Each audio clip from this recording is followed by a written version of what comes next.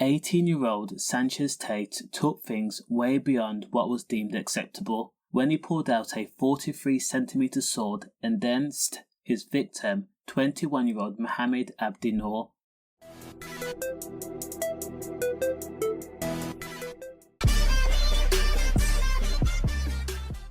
It was fatal, and it was over an argument over a knocked-over motorbike. Mohamed, who had a fond loveness for motorbikes and pedal bikes, had parked his motorbike on Tufnell Park Road, Kentish Town, on December 11, 2023. Sanchez and Mohamed were known to each other. Now, it was reported that they both lived on the same road. However, they were not friends, and there had been clear animosity between the pair, as Mohamed and Sanchez had argued before over Sanchez's attitude and the disrespect.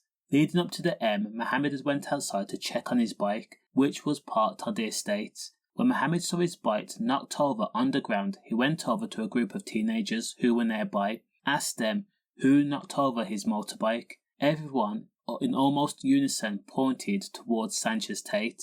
Now, after inspecting the bike, Mohamed noticed a scratch and some of the paintwork and body parts were damaged. He then went over to Sanchez and told him that you've got to pay for the damages. That was the end of the conversation. Mohamed didn't take any money off Sanchez. He actually went to a garage to get his bike fixed. Now, Sanchez, on the other hand, had let Mohamed's words fester in his head. Sanchez, who had a troubled past and had an issue with being told what to do, wanted to fix the problem. After all, he felt disrespected, especially in front of people, and the only way he knew how to fix the problem was to pick up a blade. Now, it was more accurate to say it was a sword, as it was 43 centimeters long. Police then received calls at 27 minutes past 7 in the evening to say that two men were brawling and one man had a long blade. By the time police arrived on the scene in Kentish Town, Sanchez Tate had already fled the scene, but he was arrested soon after. Mohamed was laid on the ground and he had suffered from a stab wound to the chest. While being treated at the roadside, he whispered the name Sanchez over and over and over again, telling the police who was responsible.